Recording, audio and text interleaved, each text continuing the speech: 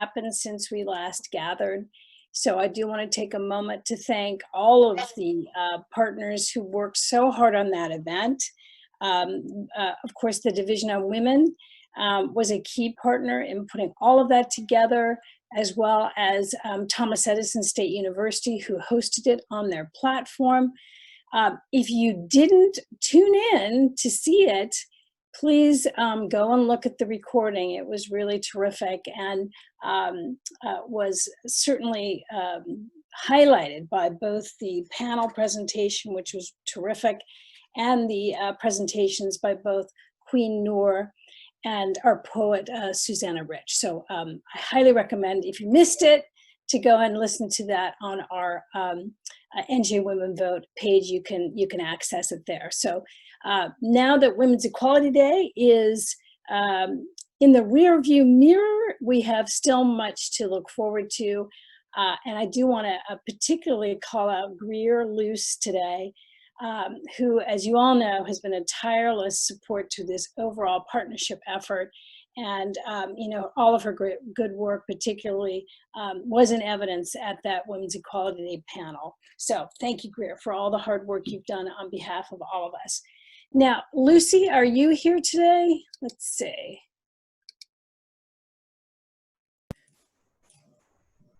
Good morning. Yes, I'm here. I was do you want to say a quick hello too? I just want to say hello to everyone and happy September. We made it through August, which was a big month here at the Alice Paul Institute, of course, but it's going to continue on. I think we'll be celebrating suffrage for quite a while. And here at the Alice Paul Institute, we're turning a lot of our attention to voting rights and getting ready for the election and educating people on civics.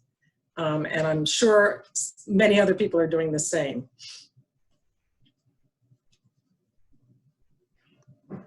Great. Well, thank you both for kicking us off. So before we dive in, I'm just going to do a quick overview of today's meeting. Thank you all for being here. We're going to start off with a wonderful presentation from Noelle Lorraine Williams, who is the Curator and Researcher for the Radical Women Fighting for Power and the Vote in New Jersey exhibit at the Newark Public Library. So we're really excited to have Noelle with us today. We'll follow up that presentation with some time for questions for Noelle, and then we'll head into a couple committee updates, including a recap of some of the programs that we had this August. Finally, as we did at our last virtual quarterly meeting, we have the meeting today set for an hour, but we want to be open for questions, any announcements that partners on the call may have. So we'll leave the last probably 10 to 15 minutes for those. We might go a little past 11. But if you'd like to stay on and chat with us, please feel free to do so.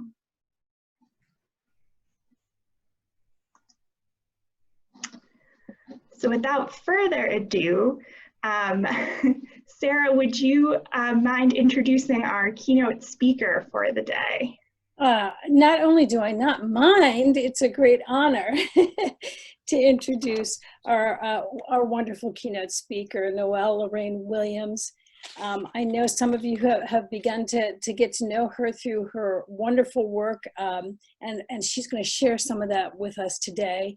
She holds an MA in American Studies in the Public Humanities from Rutgers, Newark, and a BA in Social and Historical Inquiry from Eugene Lang College at the New School for Social Research in New York.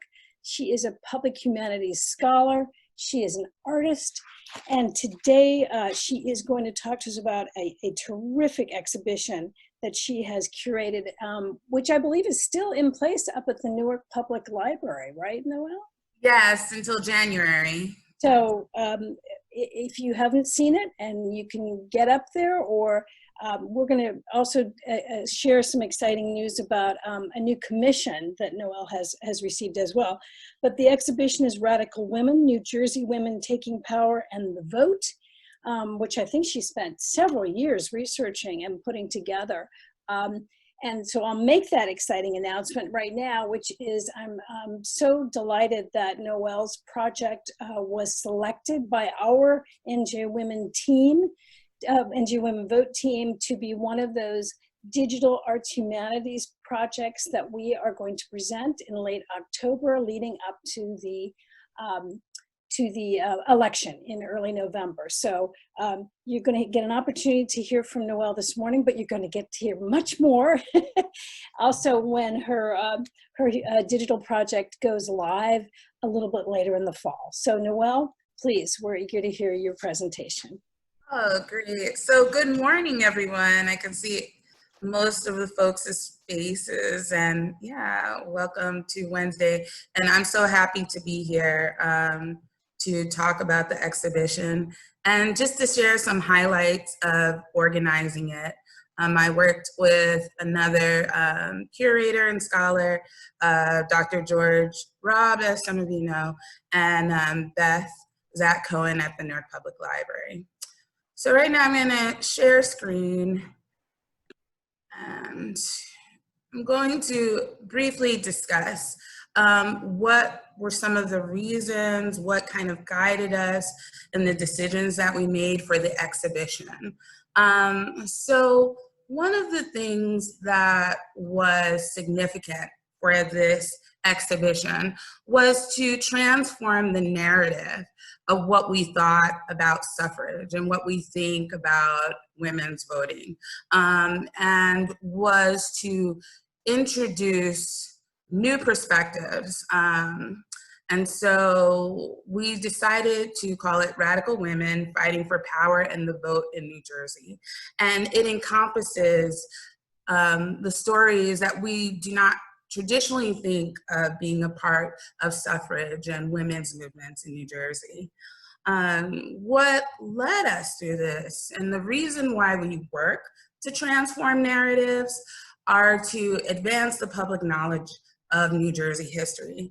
And so often when people think about diversity or transforming narratives, we think of it as something that's good to do or that's nice to do, but rather what we need to understand is it's so that we can be more truthful about what New Jersey history is. And it's so that we can practice cultural and historical justice, which is a part of the democratic process. So here to the right, you'll see an example of our lead poster for the exhibition. And it features an African-American woman speaking with a white woman from New Jersey, and she's actually sharing with her an image of the stamps. This was during the 50th anniversary. And as you'll look in the left corner of the screen, you'll see a copy of the stamp.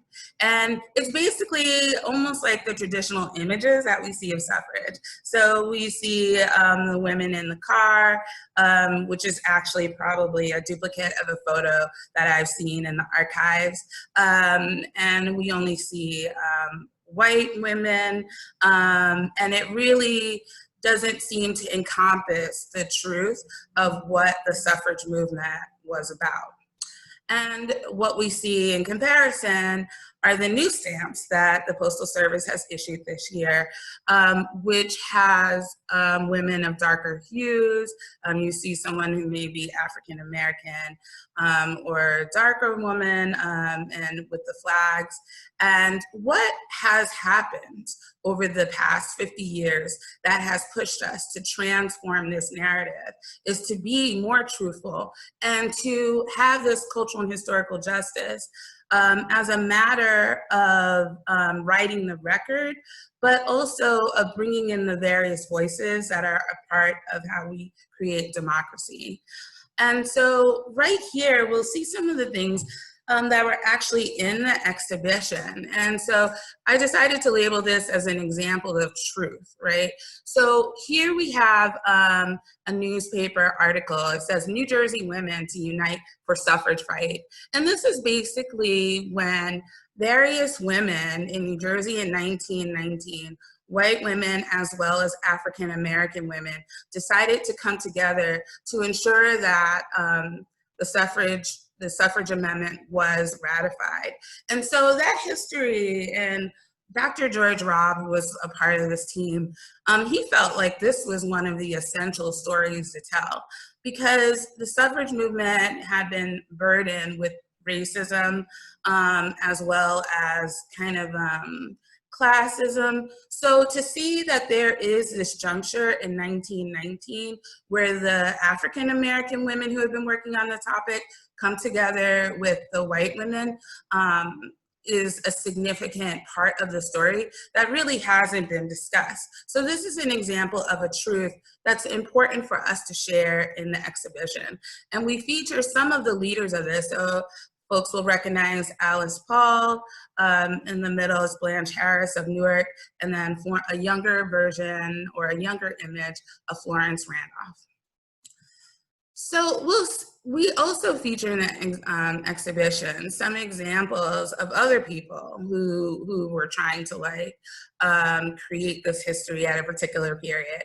So we have this 1880 carving that was featured in Harper's Weekly of women at the polls, where you get to see an artist's depiction of women voting in New Jersey. And as you know, many of the women that in New Jersey, when the Constitution was established, some African American men and women, as well as white women, were eligible to vote until 1807. And so this engraving depicts that. You'll see the women over here. And then actually what the artist has done is put an image of an African American man standing in the corner so that folks can understand that this is something that occurred in New Jersey. And actually, African American men, as well as white and African American women in New Jersey, use this as a part of their organizing tactics from the mid-19th century on. So it's fascinating to see this kind of reclaiming of the story later on. But it also means using images that we're not used to using, introducing stories that we generally do not think of being as a part of the narrative of women's movements, women's struggle. And so, for example, in the exhibition, we speak some of these voices out loud that have not necessarily, that have been silenced in a way. So we have this image, Native American narrative. So it's a massacre of Indians at Hoboken in 1643. And one of the interesting things, again, about this image that was created in 1854 is that it centers Native American women. So that when we think of the stories of Native Americans or indigenous folks in New Jersey, rarely do we think of women's rights or women's movements as a part of how the dispossession of Native Americans. And so what we wanted to do with the show was to have the audience to begin to think of these issues as a part of women's issues. And so we're using images that aren't traditionally a part of that discussion, like Scrub Woman by Baroness Hyde de Neuville. It's rarely shown in this context, but we felt that it was able to evoke some of the frustrations of what it meant to be like an unpaid labor, being a slave Black woman as a part of this New Jersey democracy. So what I wanted to also introduce here is that we also use contemporary artists for this exhibition. And so using art not only as a primary source, but as another tool for interpretation and learning. So with this image, that's Leona by Leslie Sherrill, which we feature in the exhibition, there's actually a profile of a man over an African American woman's face. And we also have another image by her that's similar to it, so that for viewers who may not necessarily learn through text or learn in these other ways, we have these very strong images by contemporary artists that push these things forward, similar to other exhibitions in the past. But we really wanted to incorporate various people into these dialogues about what did it mean to be silent, what did it mean to find your voice, and then what did it mean to make this a part of the suffrage movement. And so the exhibition is a very interesting play between what we're used to seeing and what we're not used to seeing. So some folks, we have this image of the suffrage march in 1913 to Washington, D.C., that officially left from New York, but that technically left from Newark. And so we're able to like show these images, but then we're using other images, other pieces of art to give folks insight into some of the debates during that period. One of the things I found as I've studied suffrage here in New Jersey and African-American activism in the 1800s is that often people like to say, well, we're taking our views, our contemporary views about justice or our contemporary views of what's right or wrong, and we're putting it back on the past, and we should not do that. And one of the things I like to do in the exhibition is to show that these debates are a part of the public's discourse at every step.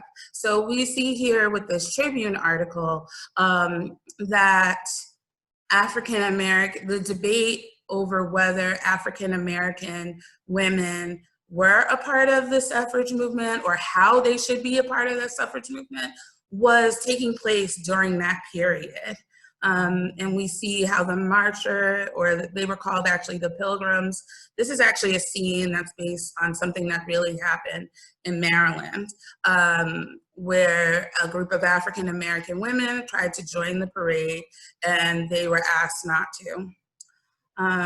So we see that art is a powerful tool in promoting stereotypes, as well as dismantling stereotypes. And we're able to show this in the exhibition with some ephemera from the period that we include in the piece. And then we also show it through some new kind of like undiscussed work. So we actually show some clips from this play. It's called The Colored Ladies Political Club. And the Colored Ladies Political Club was actually a minstrel that was performed throughout the United States. And I actually found a couple of examples, actually more than a couple of examples, here in New Jersey where people performed it in blackface. White women and some white men performed it in blackface at high schools, at church clubs. And so there are two things that happens when we find information like this. First, it again shows the ways that people were having these discussions in their communities, right? We see that African-American women organizing for suffrage disturbed and push people to want to have conversations, to push back against it. And so we see that it's significant enough that people are promoting stereotypes through art. And so we're able to understand more about truth and justice, and also what people were fighting against and what people were fighting for. So one of the challenges that people talk about when we're talking about truth and justice and forming these exhibitions is how hard it is to locate images and histories. And so what we wanted to make sure is that folks understand that often you can locate images and histories in the communities that the people are a part of. Generally, a lot of women, even including the white women, are a part of what we would call multi-issue activism, right? And so if we're looking for African-American women, we're looking for Jewish women, as we were the exhibition, poor immigrant women, we are looking inside of their communities and the places that they are part of. So for example, here, Grace Baxter Fenderson, she was one of the initial presidents of the NAACP in Newark. And so we were able to find an early image of her in an NAACP newsletter. So I show the image here that we had to do some Photoshop on to make it bigger. But this is an example of doing the search and finding the image. So there she is, documented in the NAACP newsletter. Whereas if we're looking in like the suffrage Bible or other kinds of documents like that, we will not find any mention of her. But she was doing lots of organizing here in Newark with the women and organizing meetings. But she also was a part of anti-lynching movements. She was also a part of finding girls' homes for women, for migrants in Newark. And so it's important for us to understand that sometimes we have to go into the work that communities are doing and their primary sources there to find that information, because it will not be in the journal narrative. Over here is another example, Melinda Scott. It was very hard to find an image and more information about her. And Beth Sack-Cohen was able to find this excerpt about her in, I believe, a union labor newsletter, right, based out of New York. Most of you may not know about Melinda Scott. She's the president of the United Hat Trimmers of New York and Newark. And in 1914, she and several others led 300 working women to the White House in a plea to support suffrage. So this becomes an example of the different ways we can find information as far as like sharing these stories with folks and about the ways our various communities have contributed to democracy. And then another part of this exhibition is highlighting rebellion and relevancy, right? So for example, a woman who we had hoped to profile more in the exhibition, but we weren't able to, is Mary Philbrook. She fought this idea, or she helped to draft legislation around something that we call white slavery, which is like sex trafficking, which, as you know, is something that's an issue, a significant issue right now in New Jersey and in the United States. Generally, feminists have stayed away from that in the late 20th century because of the morals that they feel that were projected onto this whole idea about prostitution, sex trafficking. But what we see later, what we're able to do now is to reclaim the work that Philbrook did around sex trafficking. And we were so disappointed we couldn't tell her story more. But we see an example of this, friends meeting immigrant women at the dock. And we see how often these women, immigrant women, were in these precarious situations. And so suffragists and other women community workers were fighting that. As well as African American women were working to help young women traveling from the South. So we're able to see the breadth of the work that folks are doing, but we're also able to connect it to today. So for example, with this image, I also included a high school program that's fighting sex trafficking by putting labels on their lockers here in New Jersey. They're like little magnets. So we have those next to each other.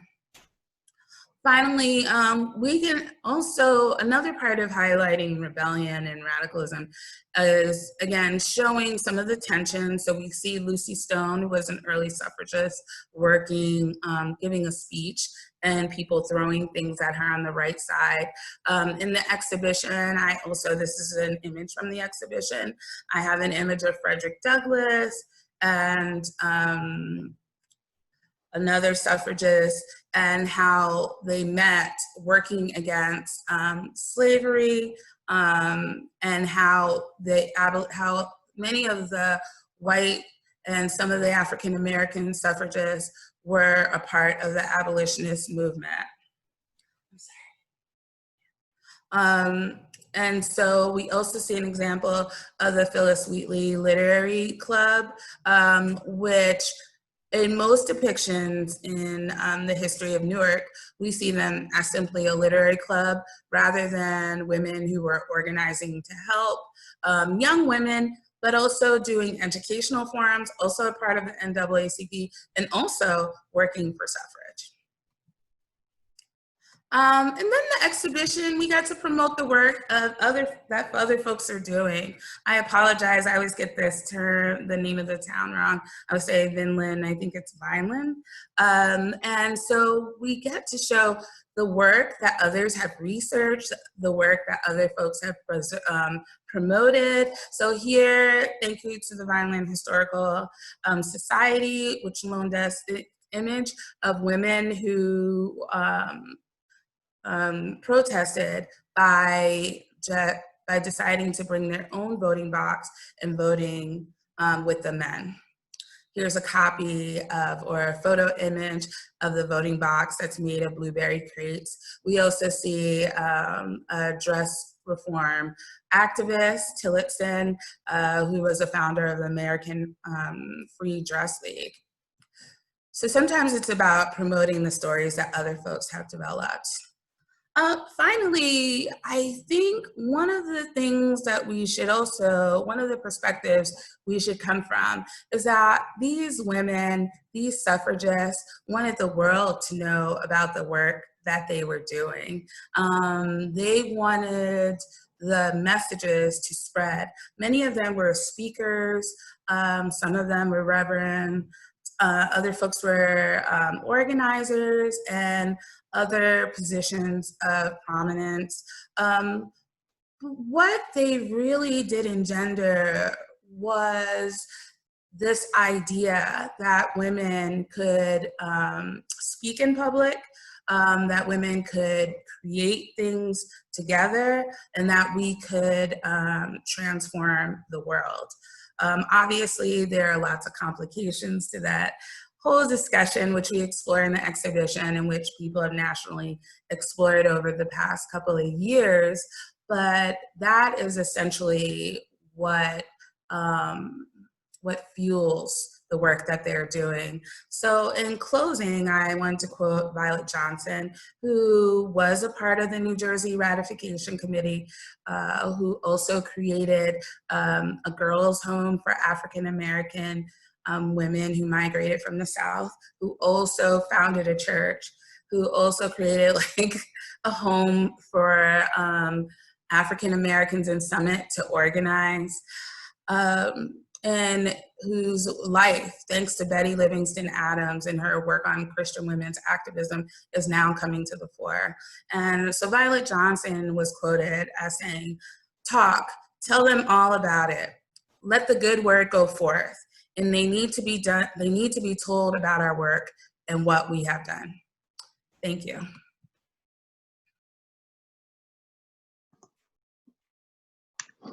Thank you so much, Noelle. We can now take about 10 minutes of time for questions. If you would like to put your question in the chat for Noelle, I can read it. You can also unmute yourself and ask a question. I just ask that if you're not speaking, you keep yourself muted to avoid feedback on the Zoom.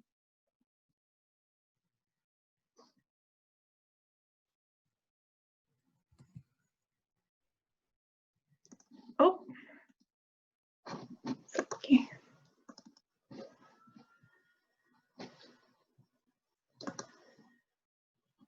Any questions? This is Lisa Hendrickson. So the library is open and you can come now see the exhibit again? Yeah, the exhibition should be fully open by next Monday. So folks are welcome to come until January.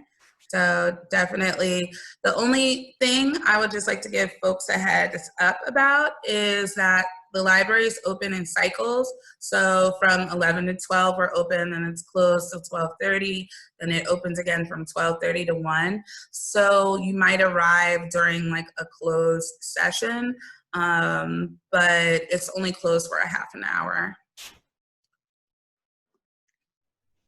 We have a question from Lucy in the chat.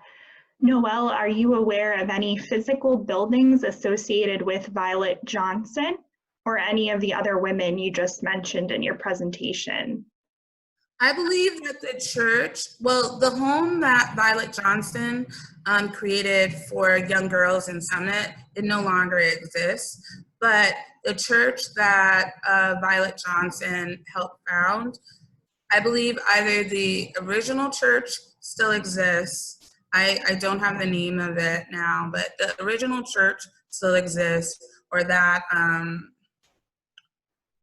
another church was created on the site. But definitely, if you Google it, if you Google Violet Johnson Church, they recently put a marker there, maybe about 3 years ago. So Betty Livingston Adams wrote a book about Christian women's activism, and she really spearheaded this marker placing in Summit. So there is a marker there at the church. I'm not sure if it's the original church, but I believe it's the site. Thank you. We have a question from Carol Kronheim. You mentioned areas of study and women that you wish you'd had more time to include. Do you have a list of topics or women for future study?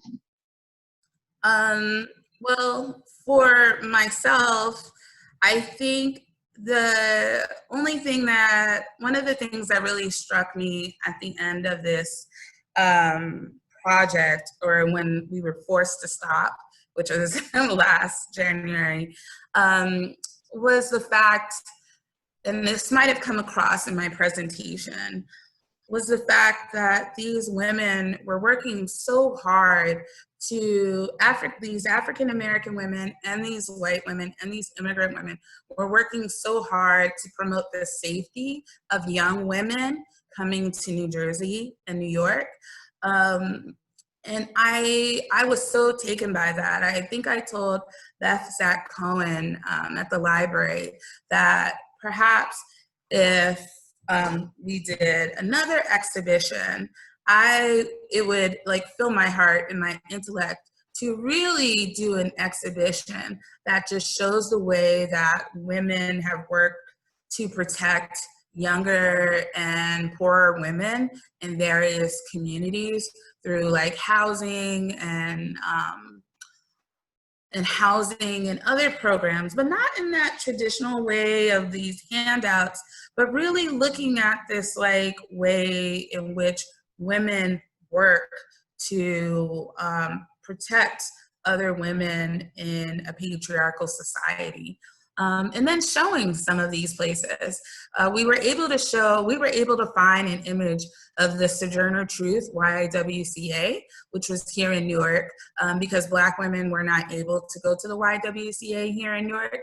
And so I was able to find an image, and it had a Sojourner Truth sign on the front, and we were able to share that with folks. And it's so powerful, like the naming and the spaces. So that's a topic that I would explore more, as well as the ways that women fought sex trafficking and other ways that women were disenfranchised in the same ways that they are now.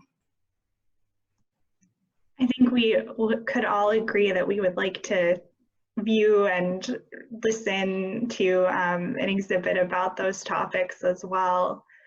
A question from Denise Lima. Have you come across any New Jersey newspapers that were owned or edited by these women or others? Yes. So some of the organizations, I believe, like the Women's Political Union, they had newspapers or newsletters that they would share with members. let me think. I can't remember the title of the newspaper right now, but lots of these organizations would create their own newsletters and information for their members. And two more questions that are kind of related, so I'll put them together. The first, will there be a traveling version of the exhibition? And the second, any plans to make a digital version of the exhibition?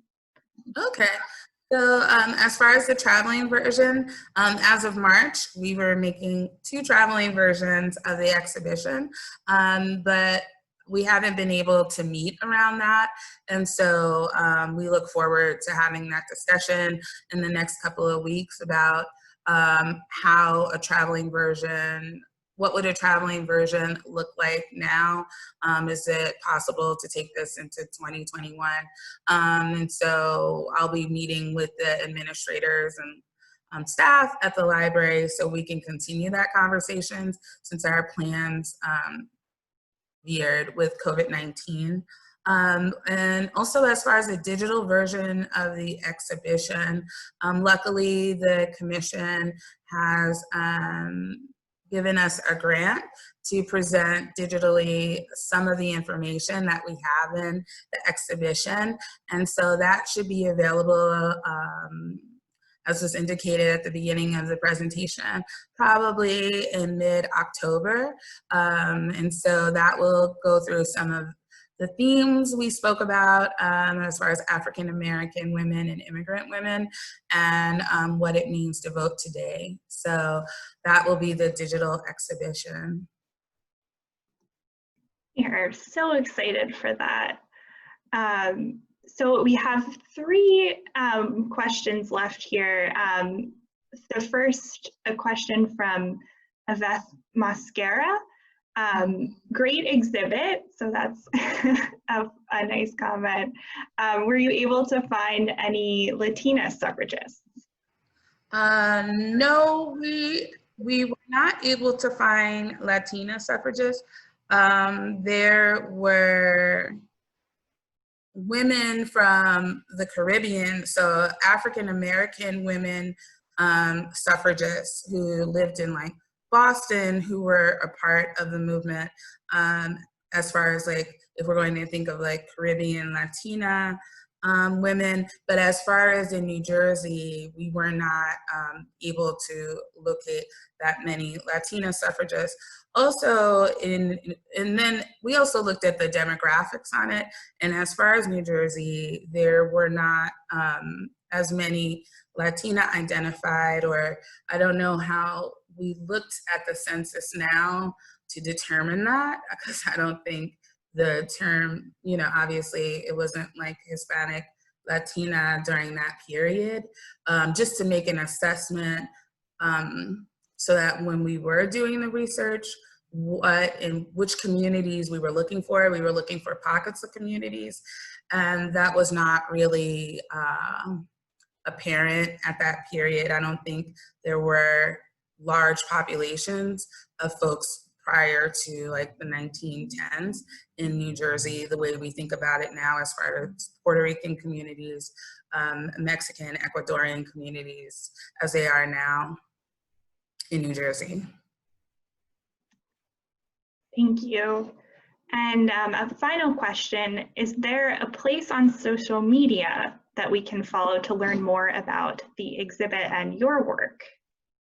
Sure. So we have an Instagram page that I monitor. It's the Radical Women New Jersey Vote.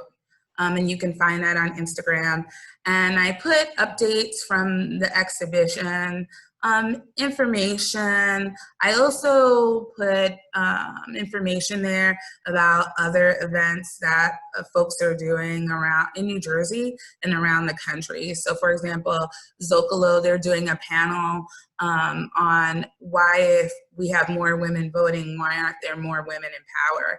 And I think that's a discussion we really, really, really need to go deeper into over the next couple of weeks and strategize around that. Like, what does it mean that women have been able to vote? We do not have that many women in positions of power. And also, like, what does the women's vote mean as far as what we think about justice and equity? One of the things I didn't go through in this conversation were the anti-suffragists, and we discussed them a little in the exhibition. But there was this whole movement by women who believed that women shouldn't have the vote, that it wasn't something that we needed. And I think in many ways, and I said to a colleague of mine, we really overlook that aspect of the movement and how it impacts how we think about or how women vote now. When we think about like the election of Trump a couple of years ago and the support that white women had given to him during the election process, or we think about the number of folks who don't vote at all, is that it's something that we really need to wrestle with as a state and a country. So I'll post events like that because they're ways for us to go deeper into the discussion, but for all of us that work on sharing information about it, or for those of us who organize around it, so we have ways to respond to people when they ask us these questions, like, why should I vote? Oh, and everyone should check the chat box because there are several links that folks have posted. I see Carol's posted an article about anti-suffragists and the Garden State legacy issue. And I see Lisa Hendrickson is here. Lisa created a whole database. I don't know if she wants to speak about it or put the link for it. That is an amazing resource. Yeah, I can try to quick put it up there. It's Thomas Dublin has created a national suffrage database, and so there's quite a few there's over 100 biographies of New Jersey suffragists, and he continues to add information to it, and it is generally free to the public. There's a few of the suffrage bios that are not available except for subscription, but I will try to type that in the chat box. Great, thank you. Thank you so much. I also see for you, Noelle, Denise is actually working with the New Jersey Society of Professional Journalism on a project about African-American newspapers. So she just put her contact information in there to connect for research. And there's some great resources in there as well in the chat. Noelle, thank you so much for being here today. I thought your last comment was a really great way to kind of bring us up to today and the fight that continues. I had the opportunity to see the exhibit kind of right before COVID swept across the United States. And I highly encourage anybody who hasn't seen it, if you are able in a safe way to get to Newark and see the exhibit. It's fantastic. I learned so much. So thank you, Noelle, to you and to your fellow researchers for all the work that you've done. Oh, thank you so much, Greer, and thanks for inviting us here. Great. So now we're going to head into some committee updates. But I did want to mention that this meeting will be recorded, or is being recorded, I should say. So if you'd like to see Noelle's presentation again, we'll share that with the group following the meeting today. So thank you so much, Noelle.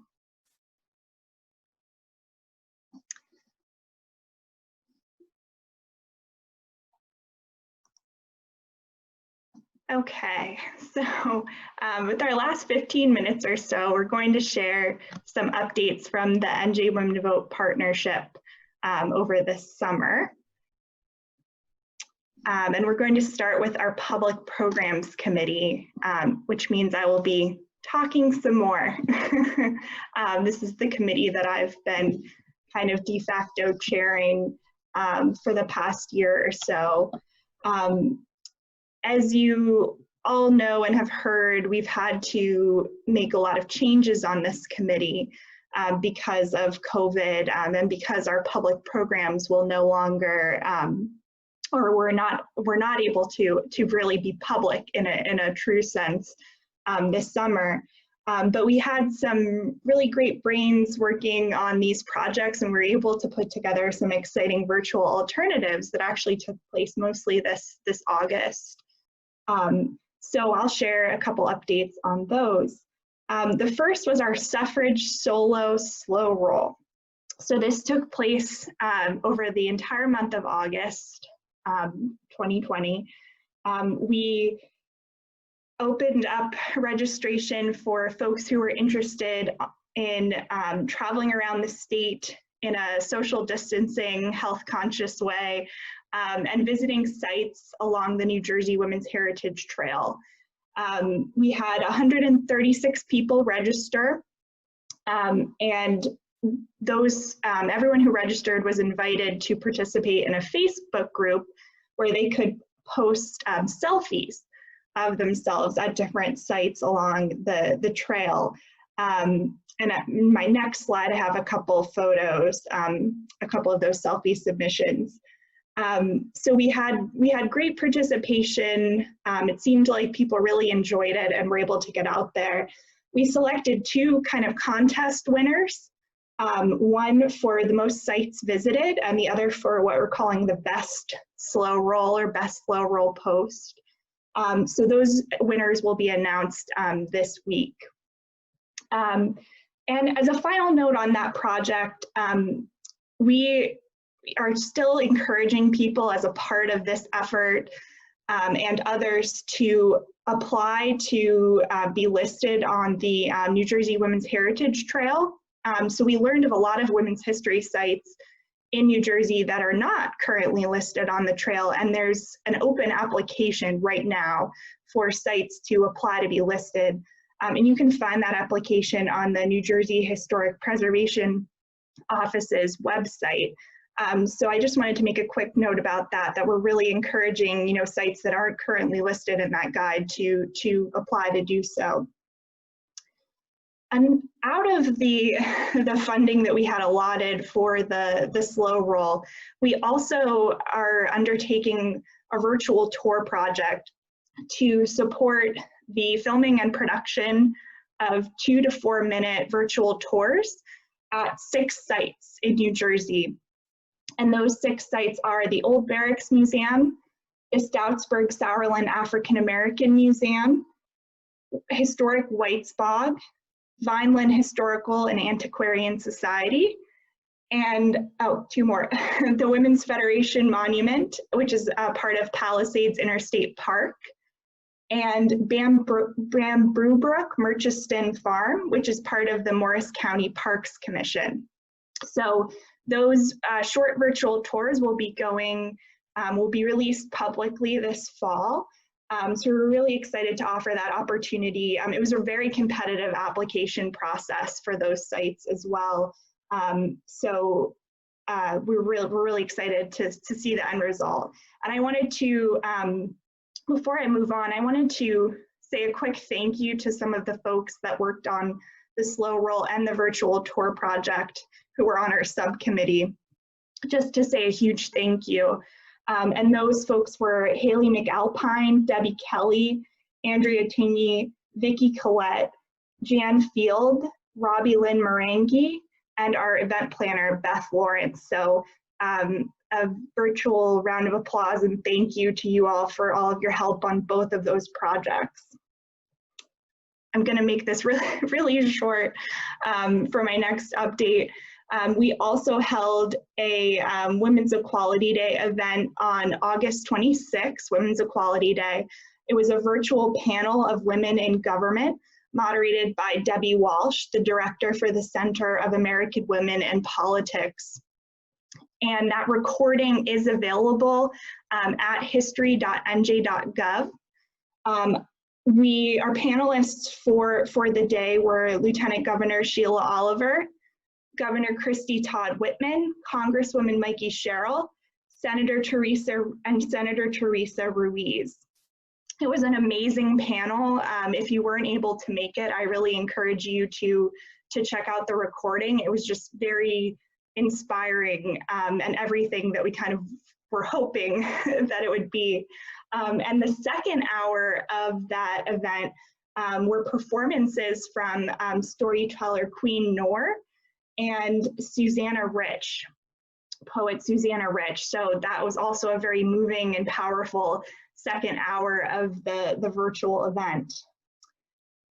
And finally, we decided on Women's Equality Day, because we wanted to have a larger public impact, to actually hire an aerial banner service. So a plane that flew from Cape May to Sandy Hook and back with a banner that said "The fight continues" at NJ Women Vote 100. So we thought it was a really cool way of connecting with the many people that were at the shore that last week of August. So I'm gonna move on here, and I just have a few quick photos. These are two of quite a few submissions to our solo slow roll project. On the left is Karen Johnson at the Danielle Estelle House, and on the right or above is Billy Brown at the Clara Barton Schoolhouse in Bordentown. And then finally, you can see in the upper left-hand corner there our aerial plane banner. And then below, these were our panelists and our moderator for the Women's Equality Day panel. All right, and with that, I'm gonna hand it off to Sarah to provide updates on the Civic Engagement Committee. Thank you, Greer. And I want to offer a special shout out to Carol Kronheim, who is, I think, on the call today, who really was the inspiration behind getting that banner up in the air. She really kept after it, and you know, I'm so glad that she did, because it was a wonderful effort. And I want to thank Erica Young too, who I think probably will speak in a minute, but Erica took the ball and ran it right up the field to a touchdown to complete the negotiation with the banner companies and brought that all to fruition. So on to just a quick update on the Civic Engagement Committee. You heard a little bit about our digital commissions. Noelle, our wonderful presenter today, is one of those. The other is Daniel Zwern, who's going to be working with students to record oral histories of women who have participated in the fight for equal rights. And then those oral histories are going to be turned into some digital performances that we're going to see online in October. So two really exciting projects that have come out of that commissioning process. We had 22 proposals. So as was the case with the other project that Greer described, it was competitive for this one as well. We are underway in the development of 5 episodes of a short video series, NJ Women Vote, that is, our goal is to have that ready for the second half of October. We are in negotiations with NJTV to air those episodes during that same period of time. And they are really going to focus on the overarching theme of the series is the fight for suffrage in New Jersey from 1776 really all the way up to the present. So we're very excited about that. PCK Media is the producer, and we have a team of scholars who have been working with us to develop those scripts, including Betty Livingston Adams, Ann Gordon, Erica Ryan, and Jason Ambroise. We are working on getting some VIP messaging out that can be offered in the form of video messages on our website leading up to the election. And then finally, we're working also on a Lights On for Suffrage initiative. We're going to be meeting next week with all of the county cultural and heritage commissions at their quarterly meeting to seek their assistance in getting each of the counties to light up some of their buildings in suffrage colors for that weekend leading up to the November 3rd election. And the League of New Jersey Historical Societies has also stepped up to offer to spread that word to their hundreds of members and encourage our historical groups to also light up their buildings at a more local level with those suffrage colors. So I think that that wraps it up, Greer. That was super concise. Thank you. I am not going to be concise here because I forgot a few thank yous for the Women's Equality Day event that I just wanted to throw out there. The Women's Equality Day virtual panel was co-sponsored by the New Jersey Division on Women and Thomas Edison State University. But I wanted to mention specifically the team that worked on the project from the Division on Women, Frances Blanco, Teresa Daniels, and Nancy Caruso. So I just wanted to thank them as well for all their help and support on that project. On that note, we're going to head into some kind of final updates from our communications committee. So Erica, if you don't mind saying a few words about communications, that would be great. Yeah, sure. I'm going to keep it super, super quick. Communications, as far as our team, everything is up on social media. I would love if y'all could take a couple of minutes and just check us out. We're on Facebook, we're on Twitter, we're on Instagram, we're on LinkedIn too, but you know, that page isn't monitored as closely as the other ones. But those 3 pages, it would be great just to take some time and to go through everything from Women's Equality Day. That was a big day for us, and the week leading up to that. You'll also find links for, if you still want to get your shirt for the celebration. We made a t-shirt and a sweatshirt, so there's still time for that, and the links are all on social media. It's a bonfire program. It's really great.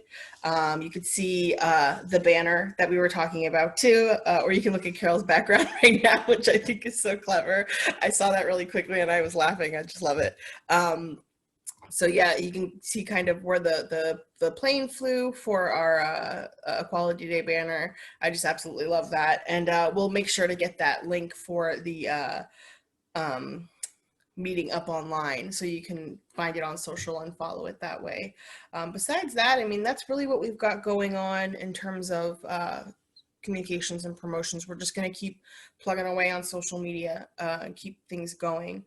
And you know, until I guess, you know, we don't have much else to say, we're going to keep putting stuff out for leading up to the election too, to kind of teach about the history behind that stuff. So yeah, follow us on social media, and you know, if you have anything interesting for us to share on there, please let me know. I'd appreciate it. Thanks. Thank you so much, Erica. Greer, can I add one other thing as well? Of course. And that is just, I neglected to mention that our committee is also considering an effort leading up to the election, perhaps in concert with the League of Women Voters and the Division on Elections, to really launch some promotional materials to really encourage women particularly to get out and vote in this election, reflecting this centennial. So whatever, it's fine. It's rep. So just wanted to add that in, that's another initiative we're going to try to see if we can work on. Great, thank you, Sarah. That's a great point. It actually falls in nicely with our final slide here. Our project team, with an eye on voter education efforts this fall, as Erica mentioned, you know, we're really going to focus communications on voter education and how we can support registration efforts. We are, you know, still trying to think of ways that we can, you know, through programs and other projects, support voting this fall and bringing this history really up to the present.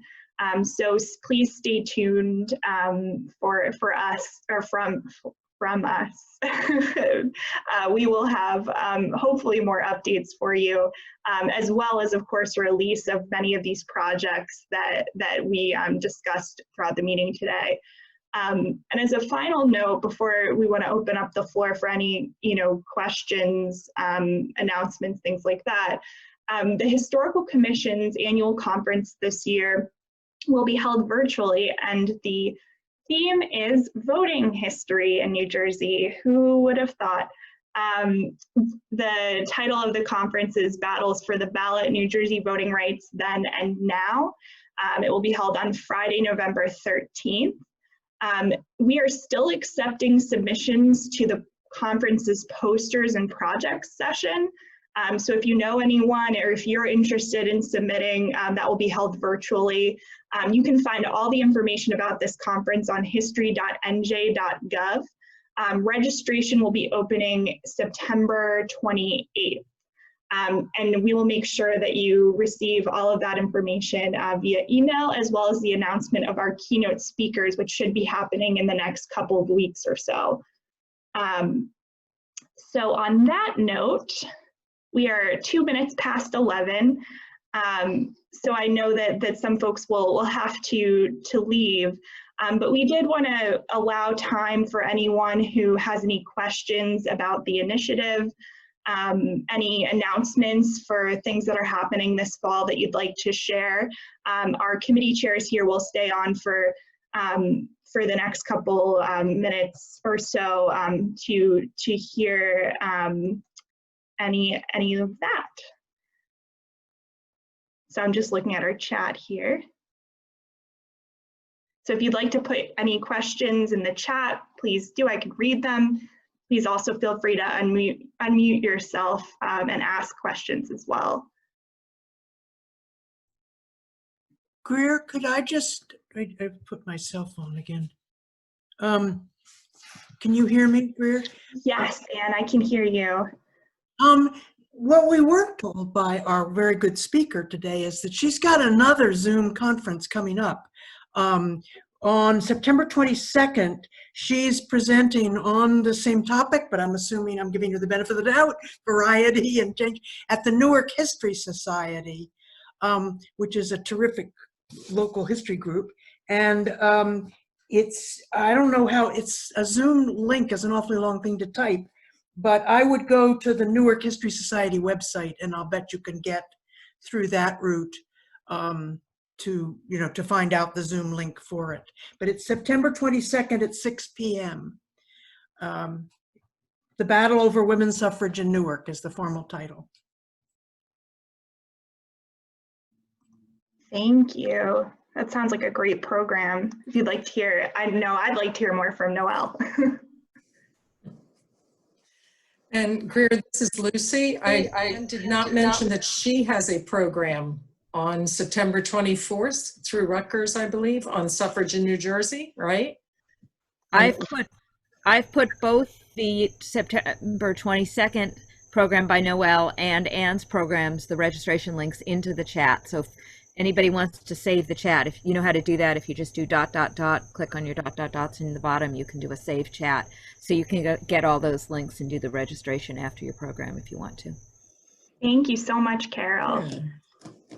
And it looks like we have another program at the New Brunswick Free Public Library, or two programs. One program from Carol, Simon Levin, and the other from Michael Gabriel on bicycles and the suffrage movement. And the URL for that information is also listed in the chat.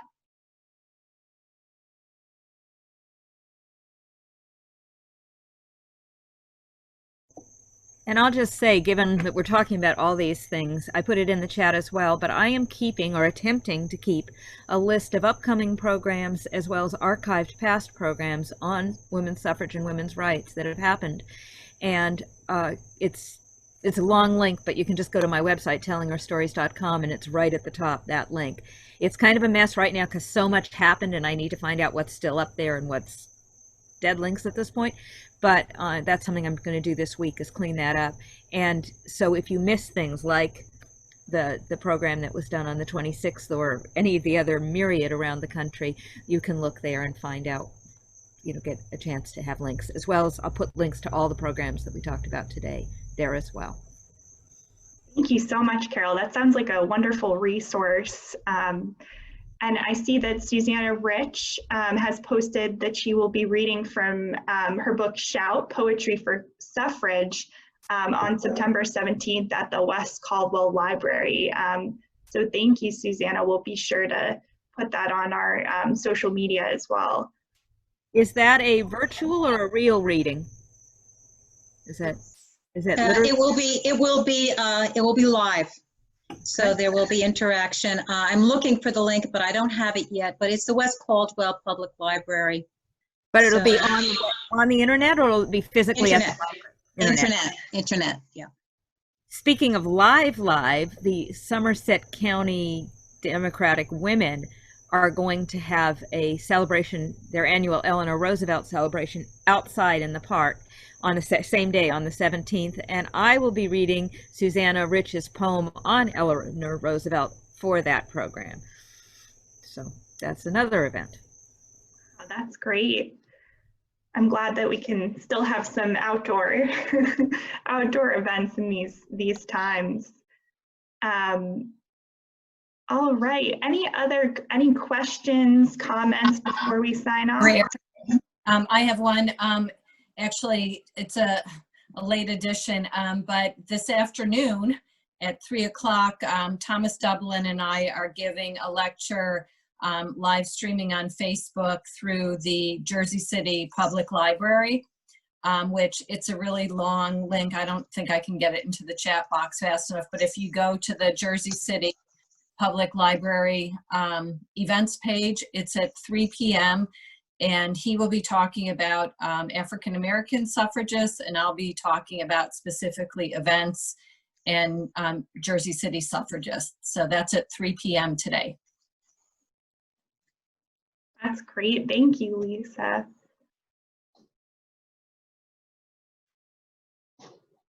All right.